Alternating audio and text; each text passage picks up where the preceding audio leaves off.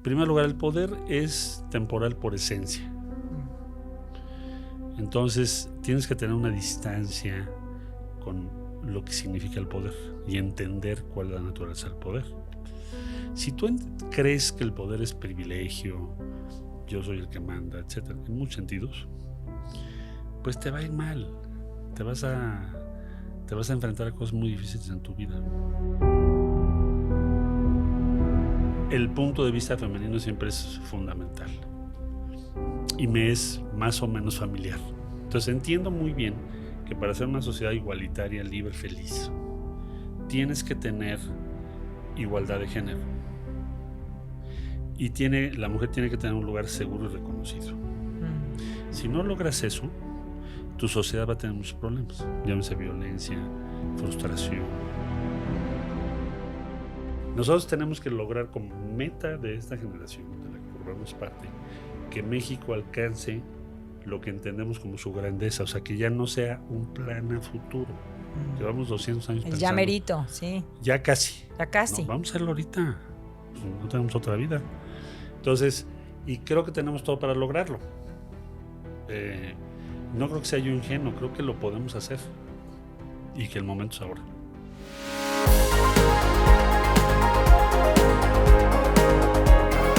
Si te dijera que ser feliz es tu responsabilidad, la más importante, ¿qué pensarías? La felicidad es un proceso que inicia con una decisión personal. Muchísimas gracias por estar aquí. Bienvenido a la segunda temporada del podcast Valentinamente Feliz. Éxito versus felicidad. ¿La felicidad es el éxito o el éxito es la felicidad? Como algunos saben, Valentinamente Feliz es un proyecto que promueve la felicidad, esta idea de bienestar de largo plazo, como una responsabilidad personal. Y es por ello que desde distintas plataformas comparto información y herramientas científicas para que puedas aprender y trabajar en construir tu felicidad. Te confieso que siempre he creído que aprendemos más de las historias en las que nos vemos reflejados que de la teoría.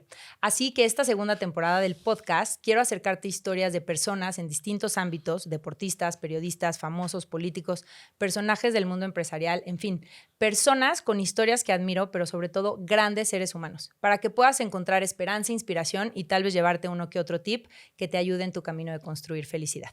Así que hoy tenemos un invitado que estudió Relaciones Internacionales en el Colegio de México y una especialidad en Administración Pública en París. Se desempeñó como jefe de gobierno del 2006 al 2012 en el entonces Distrito Federal. Durante su gestión se aprobaron iniciativas por los derechos humanos como el matrimonio entre personas del mismo sexo y la interrupción legal del embarazo. Asimismo, implementó el sistema de movilidad urbana Ecobici. Puso en marcha el programa de Prepa Sí, que consistía en el otorgamiento de becas para estudiantes de escasos recursos. Rehabilitó el Monumento a la Revolución y la Alameda e intervino el Centro Histórico. Lanzó un programa integral en favor de las mujeres, en el que capacitaba, daba atención médica y psicológica, apoyo económico, etcétera, para cerrar las brechas de género. Gracias a este trabajo y muchos otros esfuerzos en materia ambiental, de seguridad, en diciembre de 2010 fue galardonado como el mejor alcalde del mundo por la Fundación City Majors.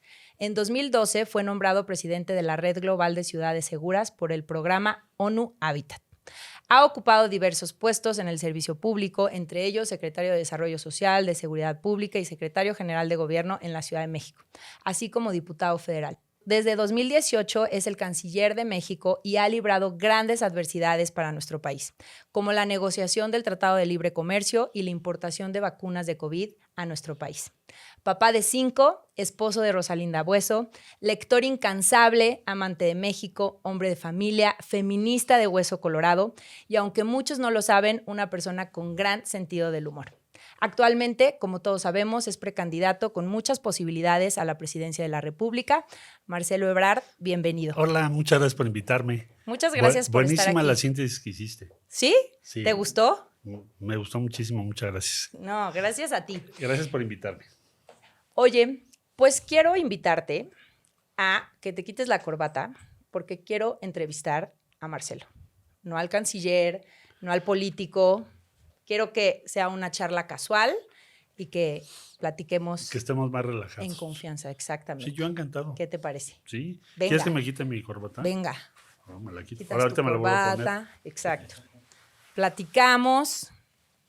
Pues mira, es curioso, pero la idea de felicidad fue o es una de las ideas que más cambios políticos trajo consigo en nuestro mundo. porque, ahora, digo, la idea primordial que trajo También. consigo la Revolución Francesa, el cambio Paso por acá. del viejo régimen, la caída de los privilegios, etcétera, etcétera, etcétera, fue una idea muy simple. Podemos ser felices en este mundo y los gobiernos se instituyen para ver por la felicidad de sus súbditos o de sus gobernados.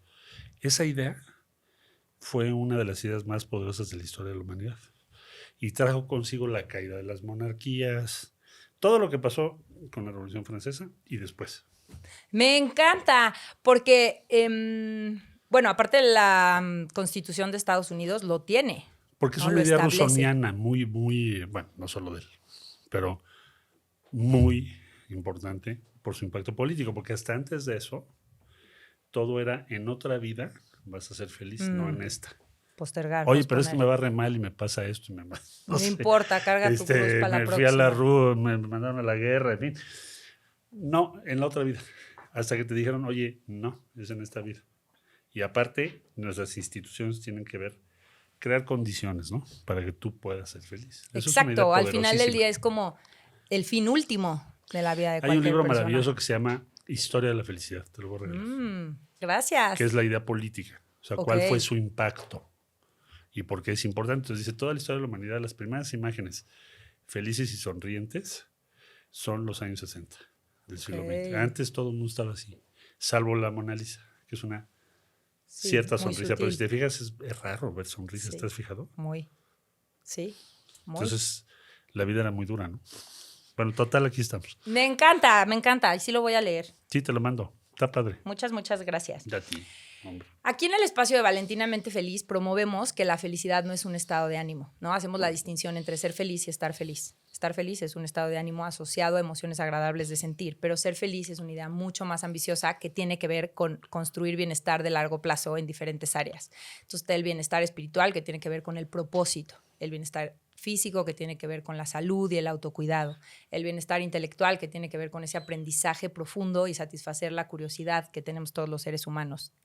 El bienestar en las relaciones, que tiene que ver con construir un vínculo sano contigo para poderte vincular de manera sana con los demás, y el bienestar de las emociones, que tiene que ver con construir herramientas que te permitan cultivar emociones que te gustan sentir y gestionar las emociones que no te gustan sentir y resignificar tu historia, ¿no? Entonces, es una idea mucho más compleja que estar contento todo el día, ¿no? Entonces, entendiendo la felicidad como esta idea compleja, ¿tú podrías decir que te consideras feliz? Sí, porque tengo lo principal, bueno, tengo una muy estrecha, muy buena relación con Rosy, me saqué la lotería. Mis hijos me hacen feliz todo el tiempo. Es lo que más disfrutas en el día es eso. Verlos, escucharlos. Y en general yo diría que lo que me he propuesto en la vida, lo que me apasiona es lo que hago. O sea, yo creo que sería horrible si estuviera haciendo algo que yo no quisiera hacer. Que estuviera frustrado, que estuviera, no sé, en un escritorio donde no te hacen caso. O donde tus ideas, de tanto quedarse en un cajón, a lo mejor les pierdes interés, ¿no? Ok. Entonces, yo siento que tengo lo que me había yo propuesto hace muchos años. Una vida con mucho propósito. Tengo salud. Pues soy hasta cierto punto afortunado en todos esos sentidos. ¿Para ti el éxito es la felicidad o la felicidad es el éxito? El éxito es otra de las definiciones complejas, ¿no? ¿Qué es el éxito? ¿No? Entonces alguien lo ve como, bueno, el éxito es lograr un plan. Y si no lo logras, y si no logras llegar ahí, ¿qué es lo que te orienta? Es como el punto de llegada. Entonces te empiezas a frustrar. Yo creo que el éxito es que muchas de las ideas y aspiraciones que tienes, sobre todo las que tienen que ver con los demás, se lleven a cabo. Claro, depende de cada persona. Habrá personas que no piensen así, pero yo creo que en cualquier actividad humana es lo decisivo. Entonces es el camino para llegar hasta allá. La felicidad es un estatus que tienes en el camino, no es un punto de llegada. O sea, como cuál sería, ¿no? Entonces, a ver, yo para ser feliz necesito, otros lo identifican con el consumo, que es otro error garrafal. No, yo creo que tú vas avanzando en tu vida y te vas sintiendo feliz y tienes una serie de cosas, de relaciones, de sentimientos que te hacen feliz. Y no puedes ser feliz todo el tiempo. A veces Claro. tienes estrés, tienes problemas, dificultades o malas noticias. Claro.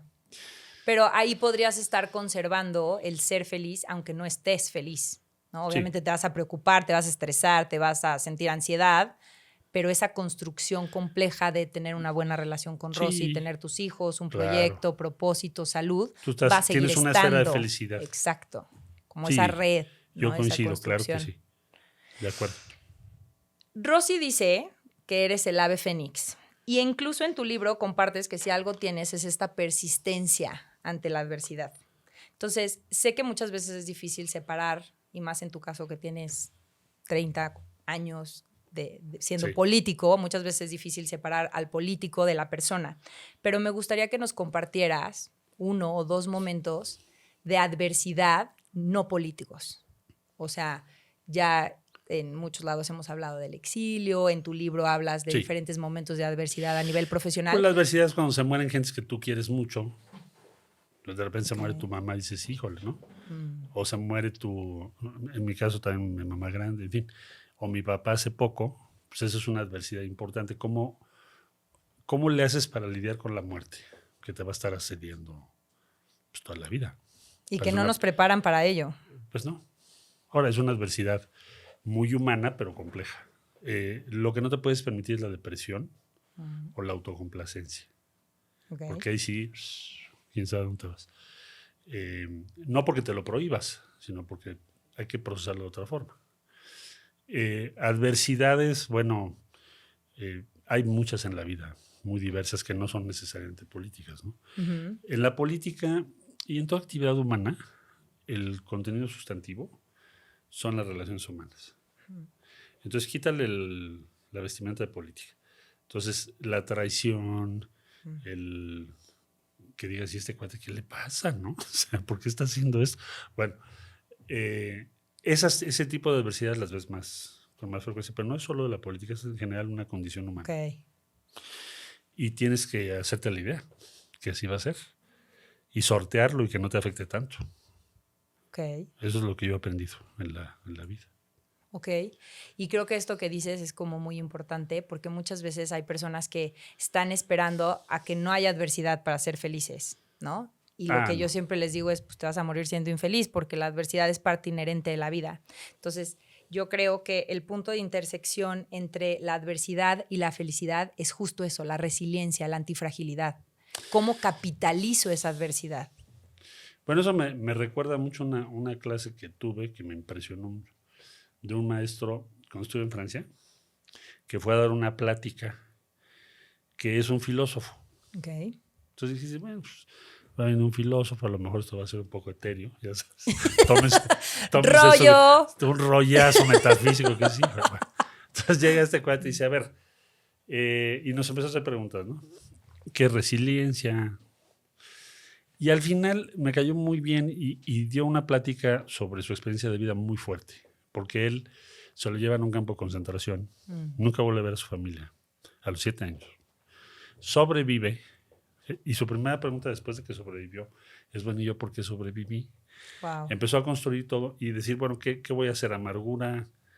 Y empezó a desarrollar el concepto de resiliencia, que no es exactamente lo mismo que resistencia. A veces lo confundimos. Pero ahora que lo mencionas, y entonces nos decían en su plática, lo que les quiero enseñar es, si se puede, en esta breve conferencia, es que ustedes aprendan a ver lo positivo aún en el peor desastre, porque eso fue lo que yo aprendí para sobrevivir, por eso sobreviví. Entonces nos contaba unas cosas que decías, bueno, o sea, por ejemplo, el niñito que era su amiguito que tocaba la flauta en el campo de concentración y cómo la música lo salvó, es una cosa muy fuerte. Claro. No se me Claro. olvida. Entonces, nosotros no hemos vivido adversidades así. Pero decía, y él hizo un libro, por ejemplo, sobre la peste negra en Europa, que fue espantoso, Durísimo. y al final, ¿qué efectos positivos trajo? A pesar de ser una tragedia tan grande.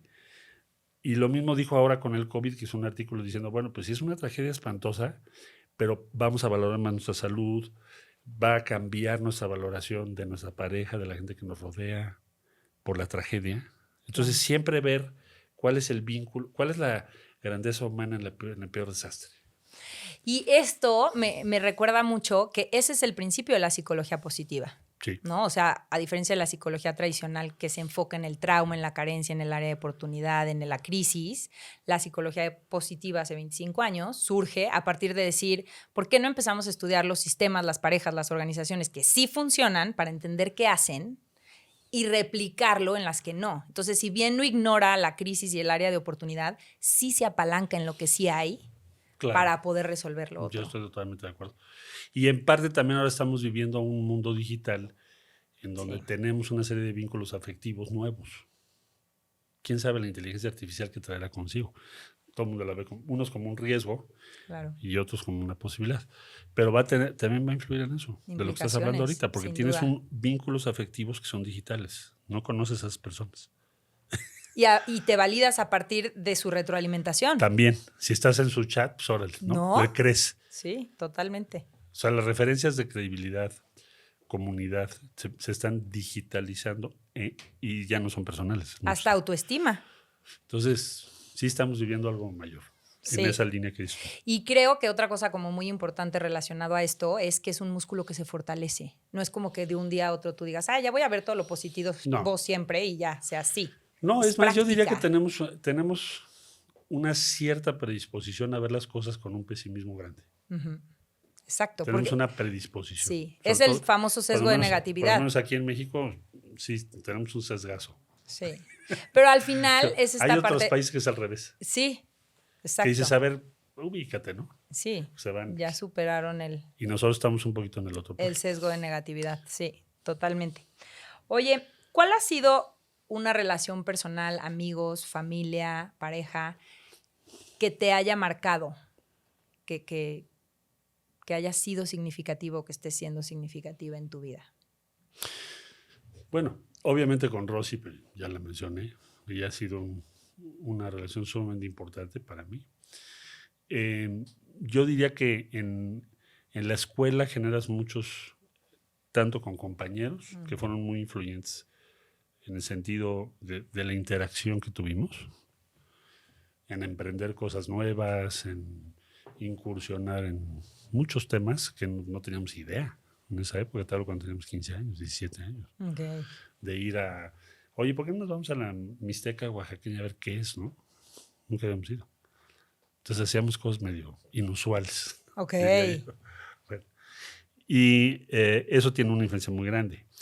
Otros maestros muy importantes, como este que te acabo de mencionar, que te enseñaron a pensar o a ver el mundo o te ayudaron y que tienen una influencia muy grande, ¿no? Es decir, desde primaria, que me acuerdo, tuve un maestro, por ejemplo, que era un genio ese cuate, matemático, fenomenal, pero le gustaba mucho el alpinismo. Entonces dijo, bueno, ustedes, vénganse, vamos a ir al Iztaccíhuatl. Entonces nos enseñó más cosas que matemáticas. Trabajar en equipo. Claro. Cómo es una estrategia de sobrevivencia. Un montón de cosas que de otra manera no habríamos aprendido, que toda la vida lo tienes muy presente. Entonces, pues sí hay muchas personas. Fui afortunado. Eso es lo que te iba a decir, qué afortunado, porque creo que son pocas las personas que recuerdan maestros de primaria que hayan marcado su vida. No, ese fue fenomenal. Qué increíble. Sí. Y luego en preparatoria teníamos otro que era la época de la teología de la liberación. Entonces yo estudié en una escuela católica. Y un hermano lasallista, era ultra comprometido. O sea, no sabes a qué grado era casi conmovedor, ¿no? Entonces decía, a ver, ustedes son niños de clase media, no les falta nada. Vamos a ir el fin de semana a una comunidad. Un bañito de realidad. Nos íbamos el fin de semana, pero no quería que fuera una visita superficial, sino que entendieras qué era la situación que estaban viviendo. Y regresar. O sea, la idea era el compromiso. No, ahí están. Muy interesante. Y entonces ahí aprendimos enormidad de cosas, sobre todo escuchar y entender a otras personas. Empatía. ¿No? Porque normalmente es claro. mundo. Tú vives tu burbuja. Claro. Donde tú vives. Claro, y igual te sensibiliza, pero regresa a tu realidad y ya se te olvidó. Sí. ¿No? Sigue tu vida. ¿Y sí regresaban? Sí. Aparte hacíamos colectas de periódico. Se decían, bueno, tráiganse el periódico a sus casas. Lo vendíamos y con eso íbamos a esa comunidad. Entonces era un compromiso. O sea, conocer te compromete. Claro. No puedes ser indiferente a los demás. Entonces, Me encanta. pues eso es, Te marcó, es un claro. impacto muy grande. Claro. Sí, tuve suerte en eso. Oye, ¿qué hacías de niño o qué actividad, qué relación significativa hacías de niño que crees que impacta quién eres hoy? Bueno, yo viví en el seno de una familia. Mi papá y mi mamá, mi papá y su hermano se casaron con mi mamá y su hermano. Ok. Entonces, éramos 15. Pues sí. Tú ya te imaginas, ¿no? Era todo era Fiesta. todo era fiesta y ya sabes, todo era reuniones todos los fines de semana. O sea, crecí en un núcleo familiar muy poderoso. Ok. Y sin otros primos y sin otros. Y fue una infancia muy feliz. No éramos consumistas, eso sí es una idea nueva. Ok. O sea, no había la costumbre de ir a una plaza. Yo me acuerdo la primera vez que nos invitaron a una plaza comercial, fue Plaza Universidad. Ok. Y mi abuelita dijo, pero ¿por qué quieres ir a una plaza? O sea, ¿qué se hace ahí? Le digo, no, pues caminas. Y pues, era la novedad, ¿no? Y ves. Entonces eso me acuerdo que fue como un cambio de época, Ok. que no era ahora sí es común y con sino más bien estaba basado en tradiciones comunitarias muy fuertes también. Crecimos en Coyoacán. Entonces ahí enfrente de la casa pues, había un establo. O sea, todavía era medio un pueblo. No estoy hablando del siglo XVIII, siglo pasado, pero no, todavía era un pueblo en transición, pero no había unidad de riesgo, por ejemplo. Ok. Porque la edad de riesgo te confina. Claro. No. Ahí salías a jugar con los de enfrente, con los no sé qué. O sea, no había unidad de peligro o de dificultades de ese grado. Tampoco de diferencias sociales tan marcadas como las hay hoy. Que esta colonia es de los ricos, esta es de la clase media. No existía. Había una interacción social más fácil, más abierta. Y más libre. Mucho más, Mucha más libertad. igualitaria, diría yo. Entonces, bueno, pues esas cosas te influyen mucho. Claro, ¿no? claro. La importancia de la comunidad. O sea, los demás importan. Escucharlos, estar con ellos, vivir con ellos. Entonces, mi infancia fue así, muy, muy sana, ¿no? ¿Tenías algún hobby o algo en específico que te pues gustara? jugábamos muchísimo a todo tipo de cosas, escondidas, construir casitas, todo lo que se ocurra con maderas viejas, las carreras de los triciclos. Eran otros juegos también. Sí. Ahora mi pleito son los videojuegos. Exacto. No, eso no. Exacto. La violencia por todo. Sí. Y los valores contrarios a la comunidad, porque es competencia. Todo el tiempo. ¿no? Todo el tiempo. Y individualidad. Sí, muy aislado. Entonces, sí, la socialización de aquella época era más comunitaria, diría yo. Okay. Eso es lo que yo viví. Claro. Ahora, imagínate con tantos primos, será súper, ¿no? Claro. ¿Qué tienen que hacer? Vénganse, ya era fiesta. ¿No? Qué y increíble. las familias eran muy grandes en México. Y qué importante, digo, hoy hay muchísimos estudios científicos que reafirman y reafirman la importancia de las relaciones y de la conexión para la construcción de la felicidad y del bienestar. Entonces, ahí muy probablemente sin tener conciencia de ello se daba de manera muy natural esas conexiones. Era más sencillo. ¿No? Y claro. todo se alimentaba y cumpleaños era fiesta. Sí, y también tenías un bullying moderado. Un bullying moderado, ¿no? Que te hacía un poco resistente. Sí, porque hay muchos niños. Pero yo diría, bueno, eso ya es un mundo que va a ser muy difícil recrear hoy, pero sí tendríamos que ver más socialización de las niñas y los niños. Claro. En ámbitos de esa naturaleza, hasta donde podamos. Claro.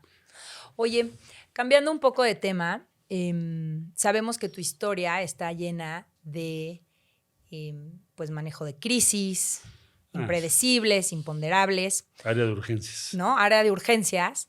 ¿Cómo hace Marcelo Ebrard para construir un diálogo interno positivo? No todos tenemos un diálogo interno, todos hablamos con nosotros mismos todo el tiempo. Entonces, una persona que está expuesta a la incertidumbre, al problema, al imprevisto, todo el tiempo a la crisis, ¿cómo hace para construir esta parte de un diálogo interno positivo que tienes te permita como que seguir? Enfocar como si tuvieras, hazte cuenta que estás viendo algo más pequeño y le pones un amplificador. Tienes que trazar una ruta de cómo vas a resolver ese problema y tener una gran concentración en eso, de que estás avanzando. Aunque sea, tienes que dejar de ver otras cosas, no puedes seguir como estabas antes de atender una crisis, la que fuere. La más reciente, pues no sé, conseguir las vacunas, se te están muriendo 5,000 gentes al día. Exacto. ¿Cómo haces Muchos para países te que... dicen, pues no, yo ahorita no, hasta que yo acabe. Entonces el estrés tienes que aprender a manejar el estrés. Regla número 1. Si no puedes manejar el estrés, Estás frito. imagínate si eres un médico que tienes que entrar a una operación y te dicen, a ver, este cuate se te puede ir en la operación. Claro. Entonces tienes que pensar cómo vas a hacer tu operación para que eso no ocurra. No puedes dudar, claro, titubear, confundirte, porque la responsabilidad que tienes es como un piloto. Claro. Si no tienes que aterrizar el avión, ¿no? Entonces, no sé, toda la crisis tiene mucho que ver con el manejo del estrés y concentrarte en los puntos que vas a seguir para resolver ese problema, pase lo que pase. ¿Dónde aprendiste esta habilidad? ¿Cómo la desarrollaste? Pues en ningún lado, la aprendes en la vida, ¿no?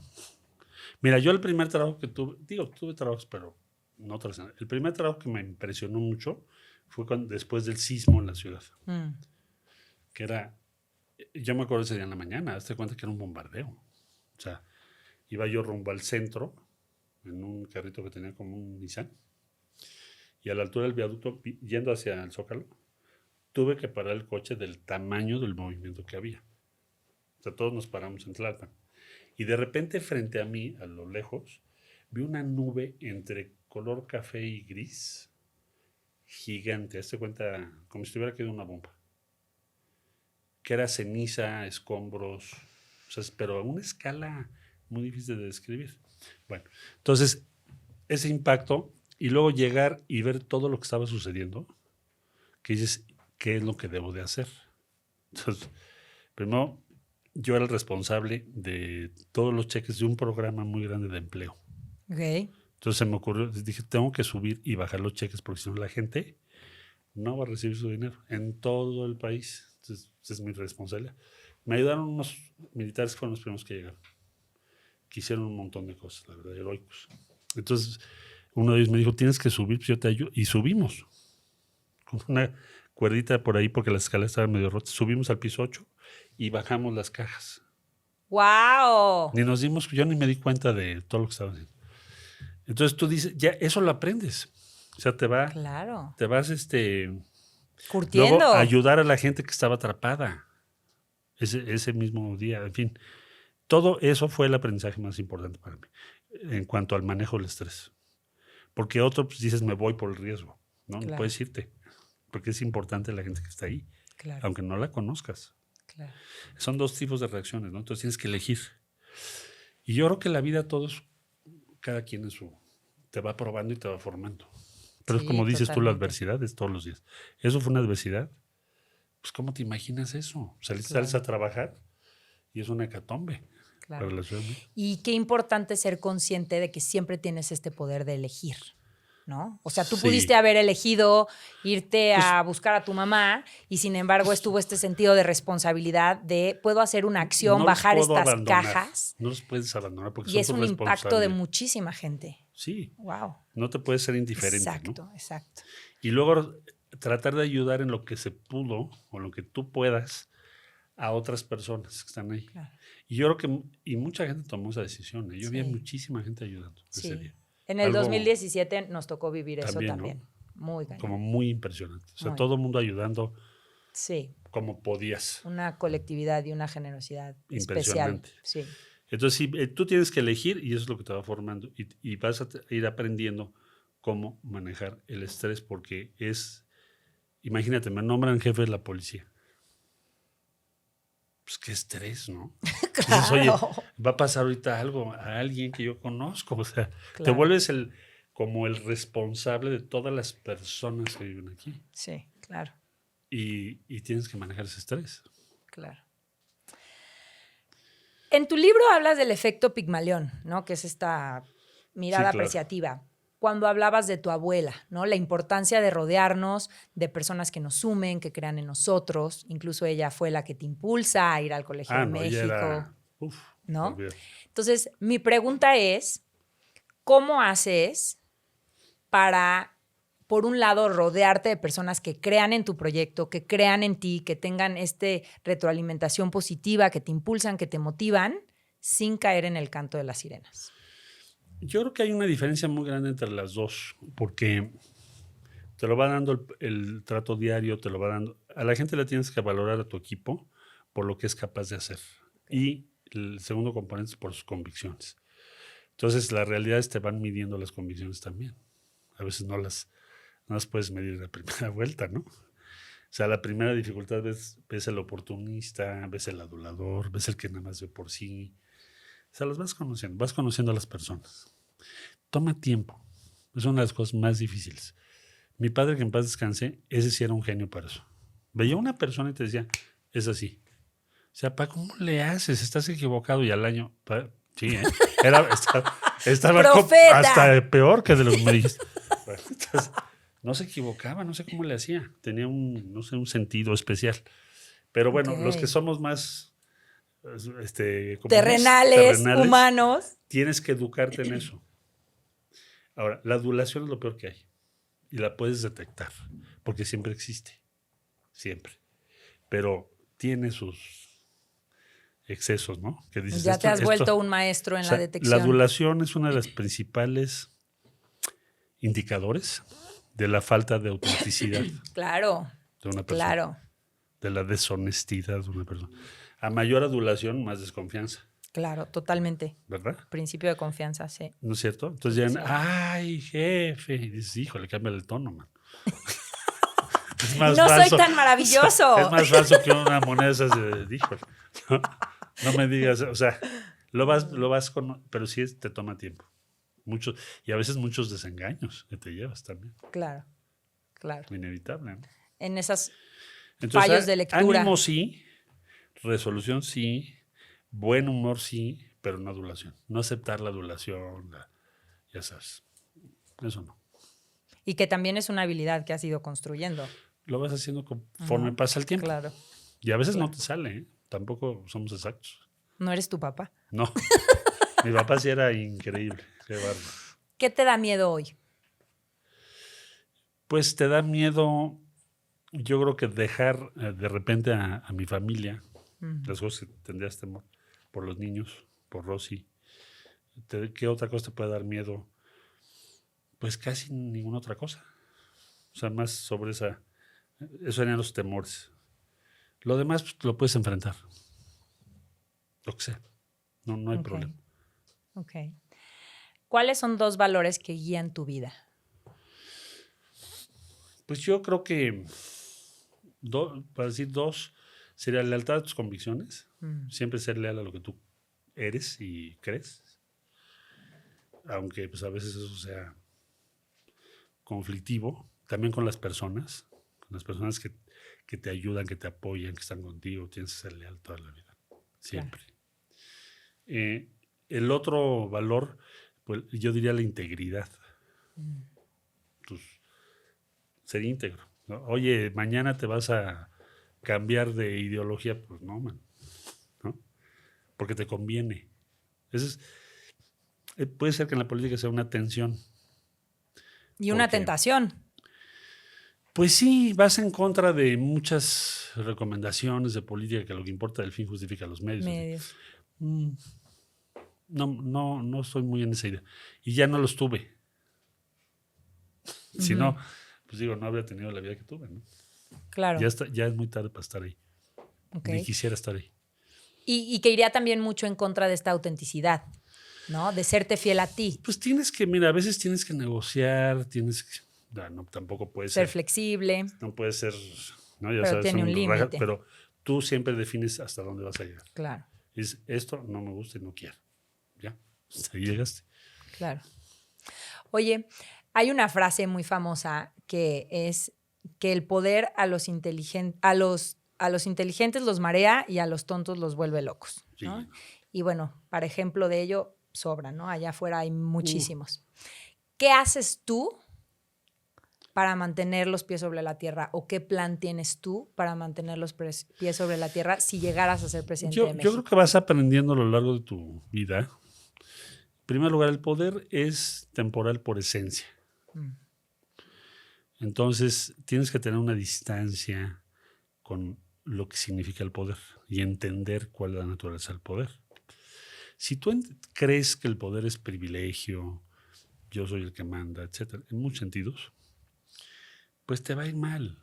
Te vas a enfrentar a cosas muy difíciles en tu vida.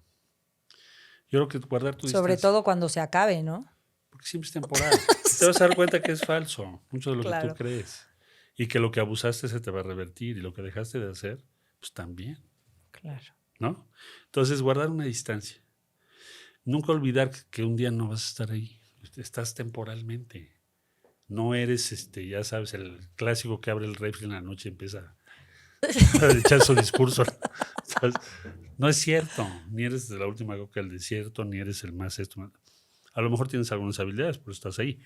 Pero tienes que guardar una distancia. Por su Ok. temporalidad y porque si no te va a perder. Y yo he visto muchos casos, desde muy joven, de cómo la gente se pierde y no les va bien. Entonces no me interesa nomás, no me atrae, porque he visto los resultados. Claro. ¿Y si es algo que traigas en el radar? Mantener siempre esa distancia Siempre, del poder. siempre, igual la frivolidad, Ok. ¿no? El fantocherismo, ya sabes, ¿no? La Wannabe. megalomanía. Claro. Pues no, tranquilos, ¿no? Mañana te vas, esto es muy sencillo. Estás tienes un desempeño, tienes una responsabilidad y es temporal. Ok. ¿De qué te sientes orgulloso de ti?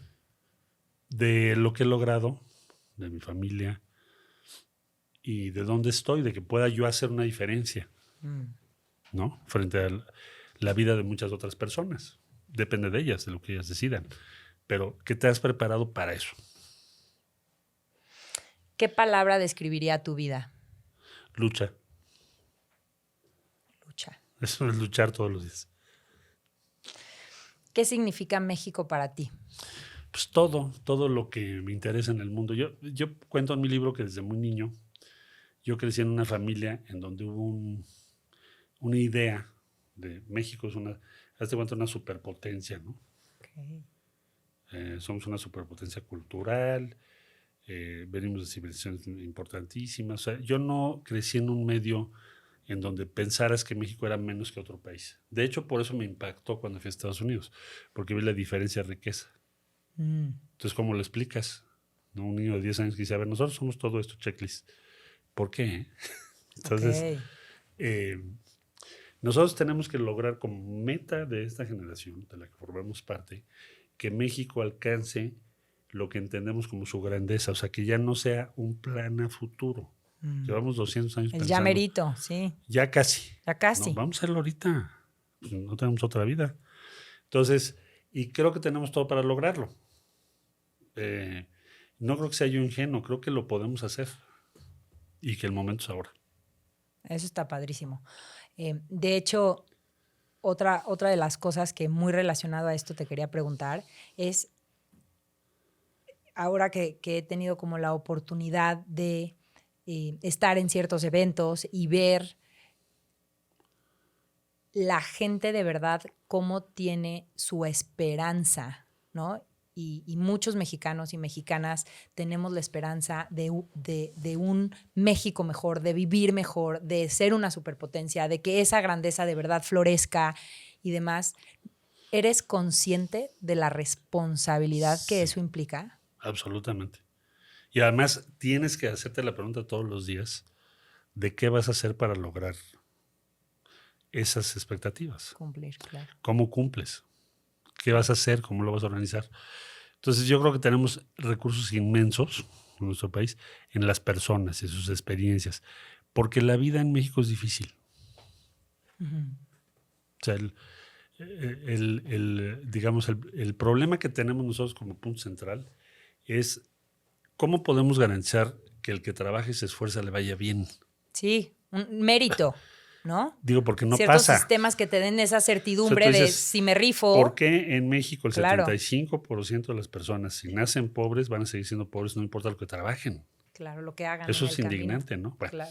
entonces, necesitamos lograr eso, que la gente pueda salir adelante. Para eso se requieren muchos cambios, pero son posibles. Pero eso es nuestro problema. ¿Y cómo mantenemos una comunidad con tantas divergencias regionales de todo tipo? Tú ves otras sociedades más ricas, su problema ya es más complejo.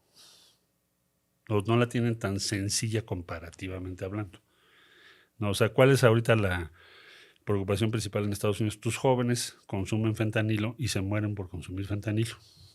¿Te imaginas lo que significa en términos de fracaso Claro. Como A nivel sociedad. La pregunta que ellos están haciendo es más compleja. Claro. Bueno, sí, bueno, pero ustedes, ¿cuál es el problema? Es un problema de, sí tienen pobreza, pero no se puede comparar con Claro. nosotros. Japón, es una tasa de suicidios altísima, crecimiento demográfico negativo, o sea, no quieren tener hijos. ¿Sabes lo que eso significa? Sí. Bueno, entonces, sí tenemos manera, sí tenemos problemas muy serios, pero tiene una vía de solución porque tienes los principales activos a favor tuyo, que es la gente trabaja muchísimo, se compromete muchísimo, son muy resueltas y resueltos. Las mujeres son impresionantes en términos de lo que es la vida comunitaria, de lo que tú quieras, de resolver los problemas de una colonia, de introducir el agua potable, de hacer el drenaje, de organizar lo que tú quieras organizar. Es muy femenino, en parte también por la división del trabajo y por muchas razones en las zonas populares del país. Pero su potencial es gigantesco.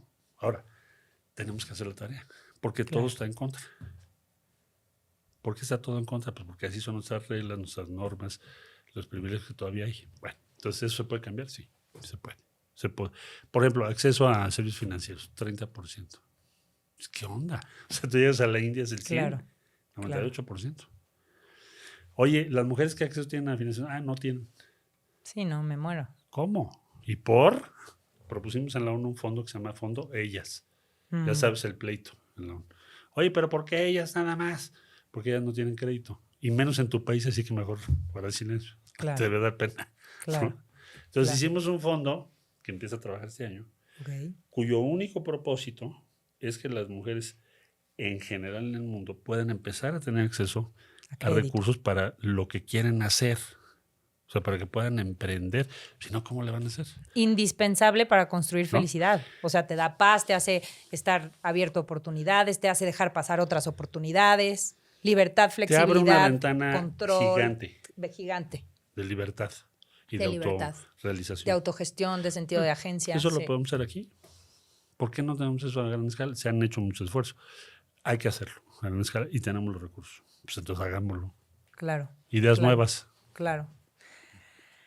Me gusta mucho percibir esa claridad del plan, ¿no? Porque una cosa es el choro que podemos tirar y otra cosa es que realmente haya esos objetivo. Indicios de aterrizar ese choro a la acción. ¿Cuál es el fin y cuáles son los medios? Exacto. ¿Qué es la otra tarea? Pensar todos los días cómo vas a llegar ahí. Yo he pensado mucho sobre eso y pienso, en el caso de las mujeres, en nuestro país en particular, de que no tienen acceso a recursos financieros. Y la tienen muy difícil para hacer cualquier emprendimiento. Entonces ahí podríamos hacer una inmensa diferencia. ¿No? Otra, el sistema de cuidados.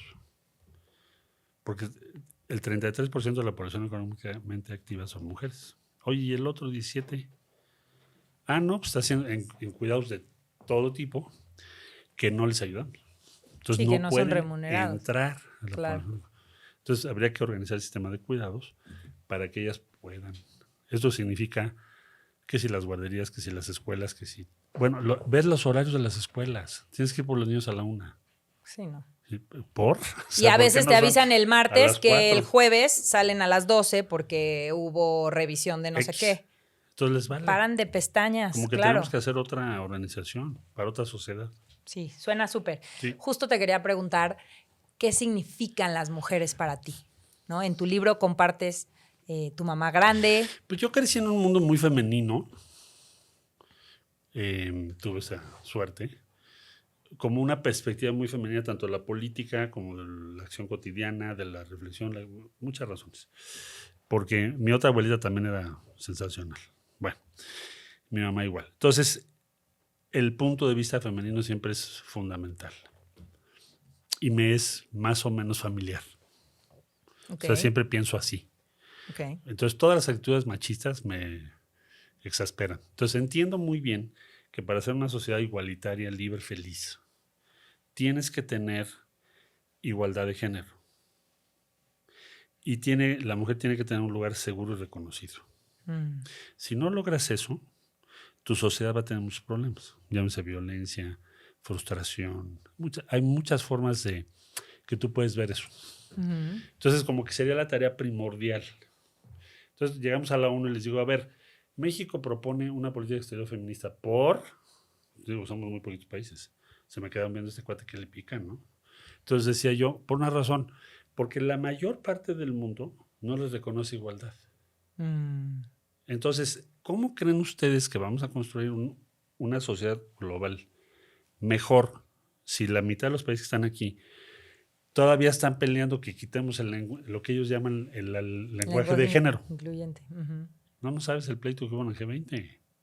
No, toda la noche fue. Quiero que me decía unos países ahí, quiero que quites todo eso, si no, no vamos a firmar la declaración. Le digo, pues no lo voy a quitar, como la ves. Entonces, no lo quitamos. Al final. A mí me vuela la cabeza el ver esta inconsciencia a nivel sociedad, porque no es un tema de hombres y mujeres, es un tema de estamos desaprovechando el talento más grande que tiene la humanidad. Pues ¿no? es que, o sea, a todos nos conviene que las mujeres se integren, que las mujeres sean vistas, que las mujeres sumen.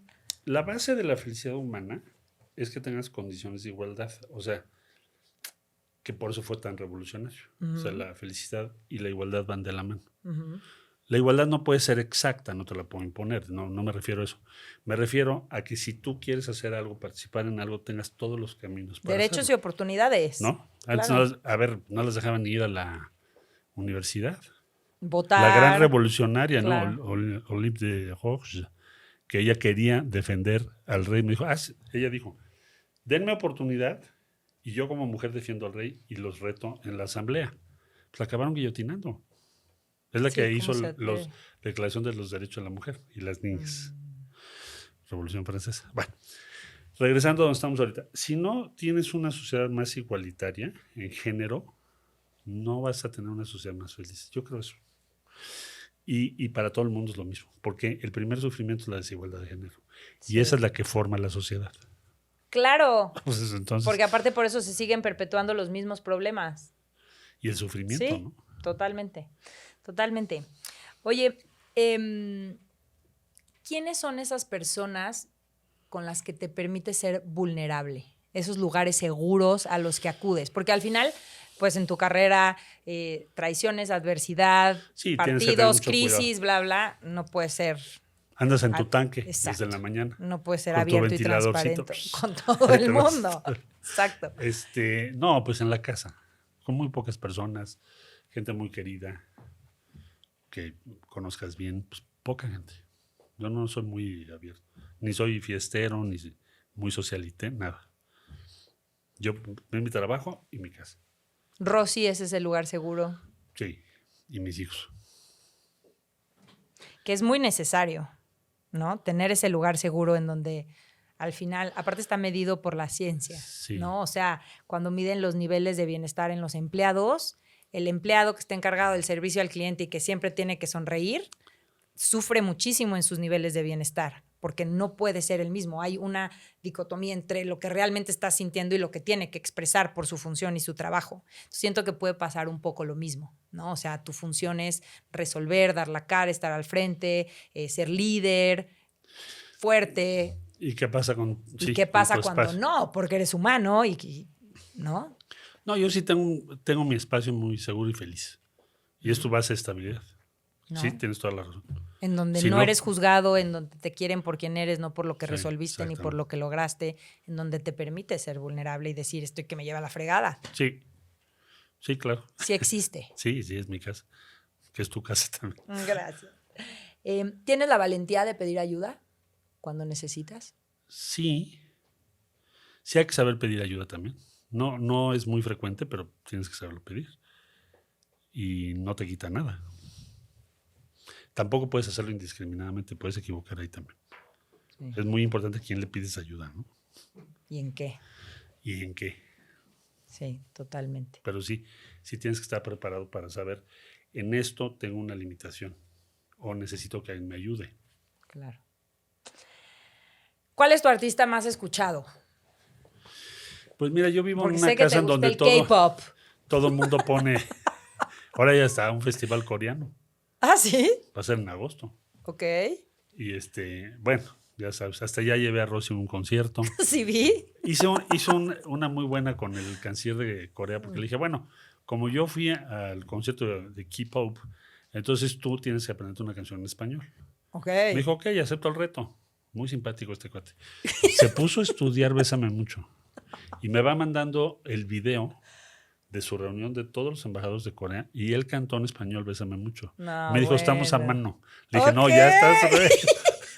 Ya me Todavía rebasaste me por la debes izquierda. BTS. Ok, Bueno, ok, que exacto. traémoslo a México, pero es impresionante lo que puedes hacer con eso, ¿no? Sí. Es una diplomacia diferente. Sí. Y Lo siento que cantó mucho él. más auténtica. Sí, está feliz. ¿No? Ya se lo aprendió, Bésame Mucho. Le dije, no, tú cantas Superman. Cuando vengas a México, dime y hacemos una cena, una ¡Qué fiesta. increíble! Sí. Oye, ¿cuál es la canción que cuando tienes estos momentos como de bajón, pones esa canción y te da para arriba? Que te gusta escuchar, que te pone de buenas. Pues a mí me gusta mucho Pink Floyd. Y Ok. ya sabes, ¿no? Entonces, cuando quieres reflexionar, y así como saneamiento espiritual, Ok. la pones y ya salgo muy contento. Ok. Oye, en tu libro hay una parte donde tú te asumes y te reconoces como workaholic, Sí. ¿no? Que tener un jefe workaholic tiene sus particularidades. Entonces, mi pregunta es, ¿qué haces tú y qué haces con tu equipo para que no caigan en burnout? Porque si algo sabemos desde el punto de vista científico es que la creatividad y las mejores ideas y las mejores soluciones surgen en momentos de calma mental, ¿no? De descanso, donde tu mente tiene claridad. Entonces, Sí, a veces en la mañana, cuando no estás cansado, ¿no? Bueno, primero hay que ponerle un límite, o sea, que vas aprendiendo con el tiempo. Cuando era yo más joven, pues salía yo a la 1 de la mañana. uf, Ahora me doy cuenta que eso es un error estratégico. Bueno, exacto. entonces tú le vas poniendo límites a tus horarios, tienes que defender tus espacios, ¿no?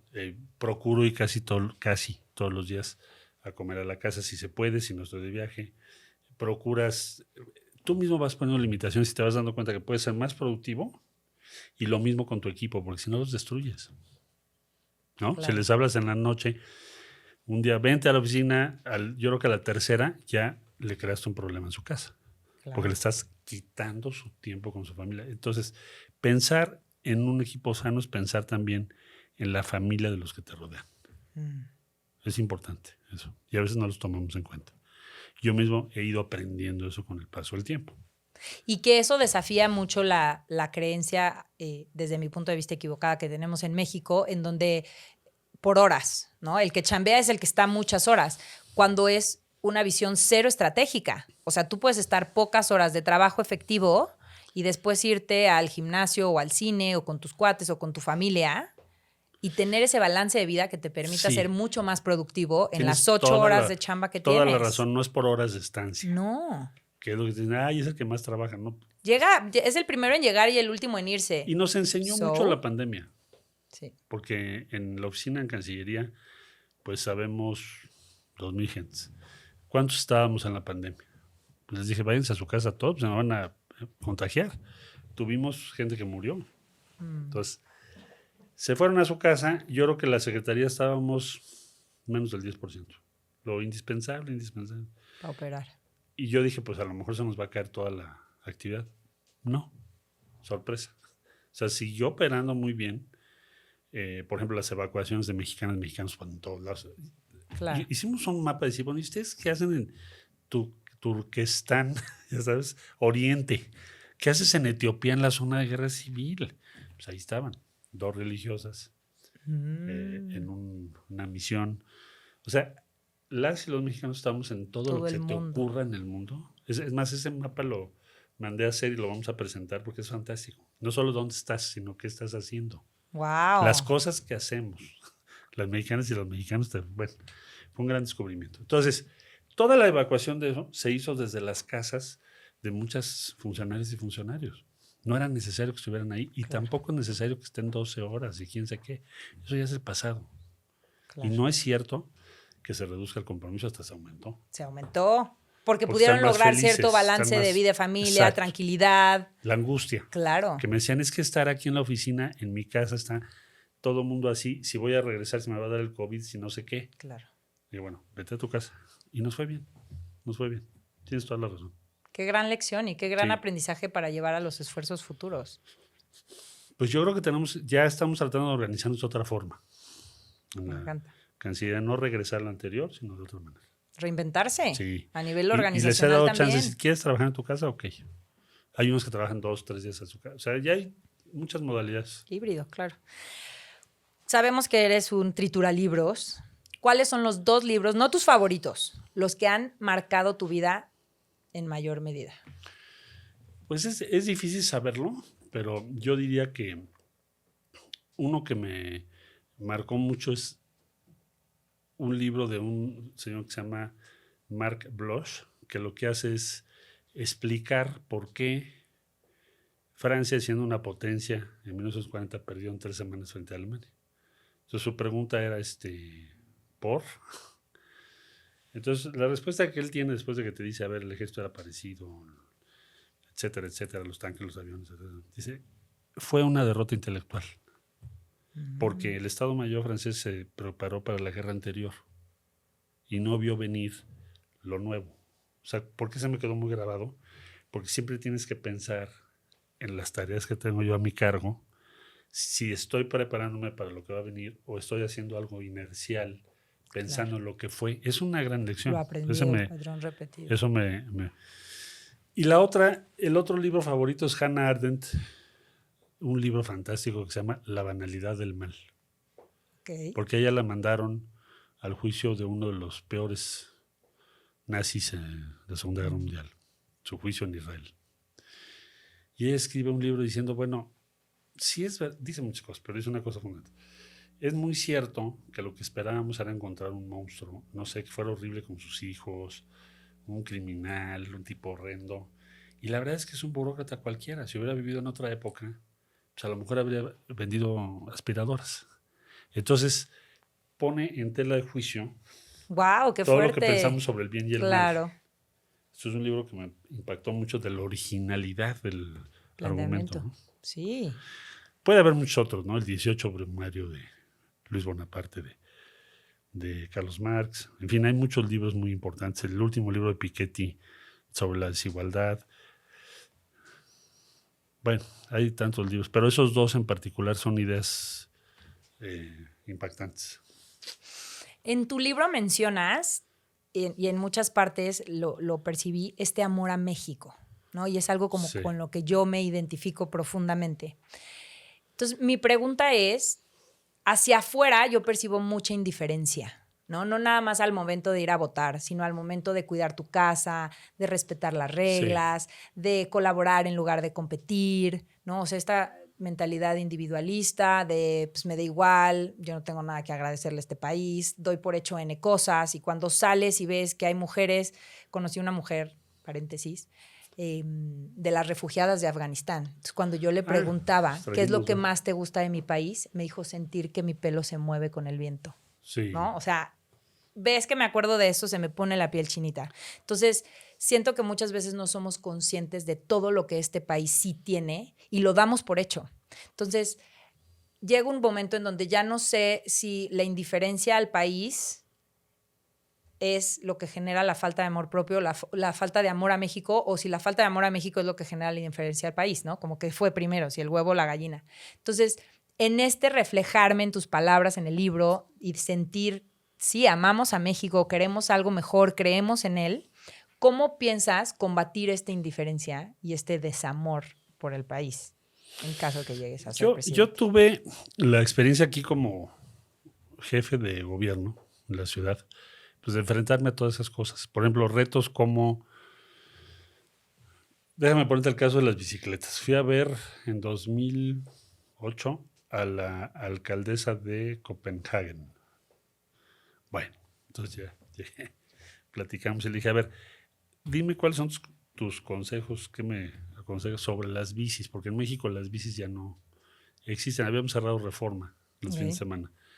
Y empezaba todo el mundo a decir, híjole, ya no tengo ni bici, ¿no? La primera encuesta que hice, ¿cómo ves la bici? ¿Qué idea en México tenemos de la bici? Entonces, lo bicicletero era lo antiguo. Pueblo bicicletero, ¿te acuerdas? Claro. Lo novedoso eran los vehículos. Bueno, pero yo estaba empecinado en meter lo de las bicicletas porque no es solo como un vehículo, sino como una forma de vivir la ciudad donde la comunidad importa. Que es la idea que estás diciendo ahorita. Entonces dije, voy a ir a Dinamarca y hablé con la alcaldesa. Y me dijo, mira, si tú vas a hacer un sistema nuevo, lo que tienes que pensar, viendo la mentalidad femenina, dice, es que de los hombres, un cierto porcentaje en la primera línea que pongas de bicicletas, la van a probar como aventura. Pero si tú logras entender qué es lo que necesitan las mujeres en el transporte de su bicicleta, eso te garantizará que tengas éxito en tu red.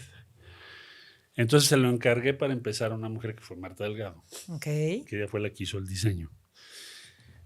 Y dicho y hecho, cuando hicimos la primera línea, que la empezaron a usar mujeres ya todos los días, en zona rosa y esa zona, esa región, el sistema se consolidó. Ahora, ¿qué voy con esto?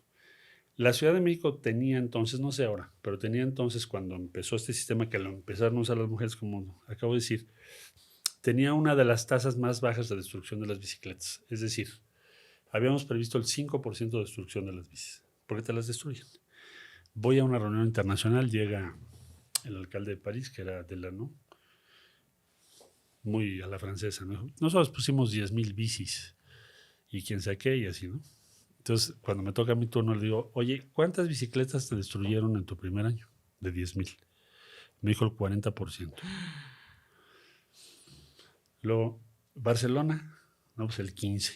Y así, ¿no? Y al final ya me preguntan a mí, yo dije, bueno, pues nosotros tenemos el 2.5, pues éramos la envidia, ¿no? 2.5. Y habla mucho de una sociedad eso. Entonces, ¿por qué la gente protege las bicis? Claro. Bueno, porque todos las usan, porque es algo que te gusta, que aprecias, porque no tienes un elemento de agravio esencial contra esa sociedad. Claro. Como a lo mejor allá sí, en París es casi una guerra civil, ¿no? Claro. Entonces, regresando a lo que me estás preguntando, si nosotros creamos diferentes focos de acciones donde podamos actuar así, finalmente todo el mundo se va a movilizar en pos de, quizá no una idea tan etérea, tan lejana como puede ser México, pero sí lo que puede ser tu comunidad. Te pongo otro ejemplo. El día que les dije, oigan, vamos dividiendo la basura, ¿no? Tal día va a ser la basura orgánica y tales días va a ser... Y si no lo cumples, pues no recojo la basura.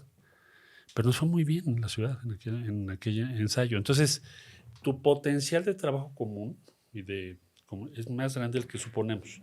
Okay. Lo que pasa es que a veces la idea de México es muy distante. Dices, bueno, no lo tienes tan cerca. Hay que acercarlo y que tenga que ver con tu vida cotidiana y entonces ya cambia todo. Porque sí te importa. Claro. Aunque digas, y alinear los incentivos. Porque entonces yo estoy trabajando mejor para beneficiarme yo y de manera indirecta estamos beneficiando a la sociedad, ¿no? Aunque venga al revés. La propuesta es que nos beneficiemos como sociedad, pero si yo cacho que esto me está haciendo tener una mejor calidad de vida, nadie me lo tiene que pedir. Yo lo voy a hacer. Sí, y yo creo que tiene que ver también con otra cosa que es la propia idea que tenemos de nosotros mismos. Porque un tiempo, o durante mucho tiempo, pues ya ves, así es México, somos un país que vivimos como 30 años en donde nosotros no podemos hacer eso. A ver, vamos a cerrar las vacunas porque las hacen mejor en otro lado. Vamos a todo el tiempo. Entonces, a lo mejor eso va creando también un cierto desapego. Claro. Si tienes que estar orgulloso de tu país para defenderlo. Claro. Entonces, yo creo que ese es otro factor que también hay que trabajar. No nos damos cuenta de la potencia que es México fuera de México. Yo me la paso yendo a países y es increíble. A mí me pasó cuando estudié en Canadá. Que yo llegué así, pues como mi concepto normal y era ejemplos y ejemplos en clases y ejemplos y México. Y yo decía, wow, me están presentando un país que no, o sea, a pesar de querer mucho a mi país y sentir mucho orgullo de ser mexicana, me abrieron los ojos de cómo ellos lo ven en muchas cosas. Sí, y algunos de los elogios más importantes, deja tú los elogios, las visiones más interesantes sobre México, muchas son de extranjeros. Porque nosotros no vemos lo que tú decías, lo que ya tenemos, lo que Damos somos. por hecho, claro. ¿De qué te sientes orgulloso de México cuando estás en el extranjero? De su gran cultura, nuestras civilizaciones, nuestra vida social que está orientada por la comunidad. No somos un pueblo tan solitario, triste. Es que hay muchos países ricos. Te vas caminando y es un sadness. Sí. Bueno, una tristeza que hay dices, Ministerio de la Soledad en Reino Unido. están solos, no solas. Comen solitos. Sí. Dices, bueno, ¿y qué? ¿No? Nosotros tenemos otra tradición más community oriented. Sí. Ojalá Sí. no la perdamos nunca. Sí, y que eso fue nuestro salvavidas en la pandemia. Y en todo, ¿no?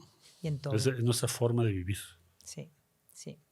Muy. México ha perdido lugares en el ranking de felicidad mundial, ¿no? Estaba en el 23, luego se fue al 36 y ahora estamos en el 46.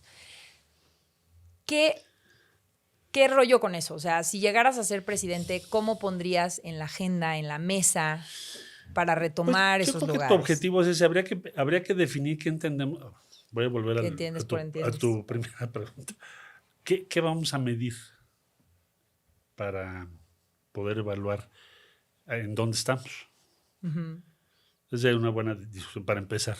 Como ponernos de acuerdo, ¿no? A ver, ¿qué Sí. medimos? Entiendo que hacen dos preguntas. Una es, ¿qué tan satisfecho, qué tan feliz te sientes con tu vida? Y si has estado no feliz o con emociones negativas en los últimos 10 días, ¿no? Entonces, de ahí sí hay como un punto cuestionable en cuanto a la medición, pero entendiendo que lo que se mide es como esta calidad de vida de manera integral. No sé. ¿Qué podríamos hacer como para retomar esos lugares? Yo creo que necesitamos, en el caso de lo que fue la experiencia acá, por ejemplo, organizar todo lo que tiene que ver con vida comunitaria, todo lo que tiene que ver con lo que no está vinculado solo al consumo y al individualismo, que es muchísimo en nuestro país. No porque yo esté en contra de eso, pero eso tiene otras vías de solución. Dar condiciones de seguridad, porque la inseguridad te hace muy... La inseguridad te afecta el disfrute de tu vida, porque vives con mucho miedo. Sí. Y entonces... Para no perder, no claro, para ganar. Entonces eso hay que ponerle un foco ahí. Eso sí podemos hacer algo muy importante, creo yo. La otra es pues que tengamos un crecimiento económico mejor, que los salarios estén vinculados a la productividad, porque no estaban. Aumentó la productividad, los salarios se quedaron aquí. O sea, hay que vincularlo. Claro. O sea, hay cosas que sí podemos hacer, que podemos ayudar a que se hagan. Pensar más en el disfrute de la vida. ¿Qué podemos hacer en eso? Y a veces podemos hacer más cosas de las que pensamos. A mí me criticaron mucho porque pusimos unas playas artificiales en verano. Que eran básicamente deportivos que les poníamos como arena artificial, etc. No sabes el éxito con las familias. Entonces, es un disfrute de la vida que no tiene que ver con que consumas algo. Es una convivencia. Una experiencia. Es una experiencia. Claro. Es algo que tienes a la mano. Claro. Entonces, vamos a tener que hacer más de eso. Si queremos que la felicidad sea mejor. Incrementa. O más amplia. Claro. Ya estamos llegando casi al final de esta conversación, pero sí, algo que me encantó fue que al final, en donde hablas de la expansión de la clase media, ¿no? En el Camino de México, hablas de que la alegría como método para vivir y superar las penas, ¿no? Y enlistas una serie de cosas que son como los activos o los recursos que tenemos. Ese es uno de ellos. Para enfrentar o derrotar otras cosas. Y hubieron dos de las cosas que me parecieron fascinantes, porque tienen mucho que ver con el proyecto de Valentinamente Feliz. Yo lo que hago es promover la felicidad, esta construcción de bienestar como una responsabilidad personal, claro, ¿no? Y que cuando alguien dice, pues sí, ya me cayó el 20 que puedo hacer algo para vivir mejor, ¿por dónde empiezo? ¿Cómo le hago? ¿No? Y cómo evitar que esa persona fracase y se vaya vacunando en su credibilidad hacia sigo misma, ¿no? Y diga, no, pues ya no depende de mí, ahí voy cargando mi cruz y sobreviviendo mis días. Entonces, tú aquí hablas de que los factores que quieres derrotar es la metódica irresponsabilidad y la percepción del victimismo. Sí. Esta coartada que oyes muchas veces de que pues, es culpa de alguien más, una especie de no tomar responsabilidad sobre lo que estás haciendo todos los días. En fin, siempre es alguien más. Y eso muchas veces nos derrota porque cuando tú asumes esa posición, pues nunca vas a cambiar lo que estás haciendo todos los días. Claro, si no dependió de ti llegar hasta donde estás, pues no va a depender de ti salir de ahí. Fatalismo. Claro. Involuntario. Les decía yo hace unos días respecto a un reporte de una universidad para ejemplificar de qué estoy hablando. Decía, a ver, en tu reporte oficial de tu Universidad Autónoma de un Estado, dices que tú eres el lugar número 2620 en el ranking mundial. ¿No te da pena ser el número 2620? O sea, ¿por qué tú meterías a tu hija, a tu hijo a estudiar en una universidad 2620? No, es que... Y entonces fue justificar por qué no pude. A ver, no, tú eres el director de esa escuela, de esa universidad. Tú te tienes que mover de ahí, tú tienes que estar en los primeros 50. Claro. ¿No? Pero no entonces, dependía de él. Pero depende de otros. Es que no me dan dinero. Es la que vida le debía. Me dio 7. Pésimo. Entonces, eso lo digo ahorita porque lo tengo. Pero te pongo N número de ejemplos. Eso lo tenemos que erradicar. Porque nos cuesta muchísimo. Porque es conformismo. Totalmente. Y es resignar. O sea, tú solito te estás condenando a vivir una vida mediocre. Tolerancia a la mediocridad. Claro. ¿Por? ¿No? Entonces, a veces no puedes alcanzar todos los estándares, pero decir, a ver, ¿por qué? Número 2000, quién sabe qué. Y esos jóvenes los estamos engañando, porque en esa escuela no les va a ir bien. Claro. Tiene que ser. Ahora, si antes era la 3000 y ya subiste, me retiro lo dicho y te felicito. ¿En qué te ayudo, no? Claro. Pero estar ahí en el 2006, pues no. Y quieres vivir con un estándar de vida similar al de los principales 15 países del mundo. Somos el país 15. Claro. No puede ser el 2000, ¿eh? O sea, de aquí es de 14 para allá. Claro. Terrible. ¿Qué es lo que nunca te han preguntado y que te encantaría que te preguntaran? No, pues me han preguntado de todo. Yo creo que ¿No tienes una pregunta así de, me encantaría algún día poder decir esto? Pues la verdad es que me han preguntado yo creo todo lo que podría yo aspirar a que me preguntaran y tú me has hecho muy buenas preguntas. ¿Sí? Las pocas que me quedaban ya las agotas, ya se acabaron. Ahora ya voy a tener que pensar otras. Ok. Pues estamos llegando al final. Muchas gracias. No, a ti. Y felicidades por tu trabajo, por lo que estás haciendo. Es un gran trabajo. Muchas gracias. Siempre me gusta cerrar con esta sección de 7 preguntas valentinamente, que son estas preguntas rápidas, donde lo primero que se venga. ¿Va? Sí. ¿Cuál es tu propósito de vida? La grandeza de México. ¿Qué te hace sentir feliz? Hacer lo que creo que debo hacer y tener resultados. ¿Cómo te diviertes? Pues oigo música, me gusta mucho leer. Y mis hijos, Rosy, sí, son mi vida. ¿Qué te hace sentir feliz? Que esté feliz mi entorno en primer lugar y que logres cosas importantes para otras personas, porque si no, pues no tendría sentido lo que haces. Trascendencia. Qué pues padre. Sí, ¿no? ¿Cómo te demuestras amor propio? ¿Cómo te cuidas? Pues todos los días hago mi examen y yo mismo pongo en su lugar qué carencias puedo tener, pero también con conciencia de cuáles son las fortalezas que tengo. Nunca se me olvidan ni una ni otra. ¿Cuál es el acto de generosidad que más valoras? El que no tiene ningún otro propósito más que la cooperación con los demás. Porque cuando hay otro propósito, ya es otra cosa, ¿no? Sí, ya es un intercambio, ya es una conveniencia. Ya es otro rollo. O sea, ¿qué nivel de compromiso? Yo he visto que la felicidad está correlacionada con el compromiso con otros o con otras. Las gentes más individualistas puede ser que sean muy exitosas, pero no son felices.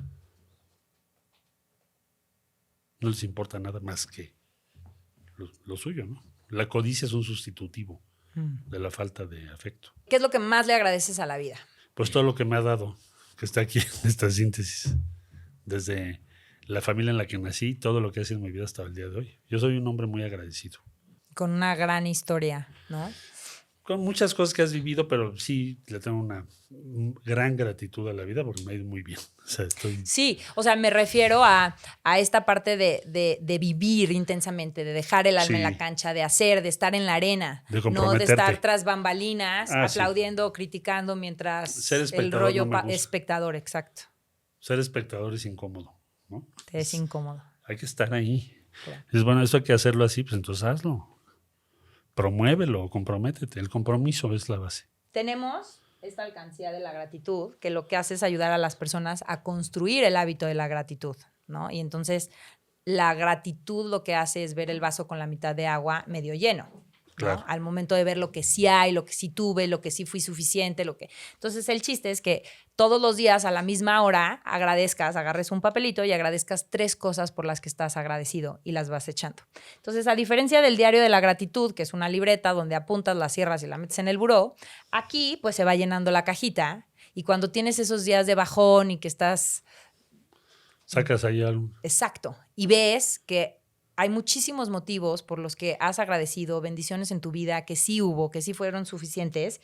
Y pues te recuerda que ese día va a pasar y que la vida va a seguir teniendo cosas buenas para ti.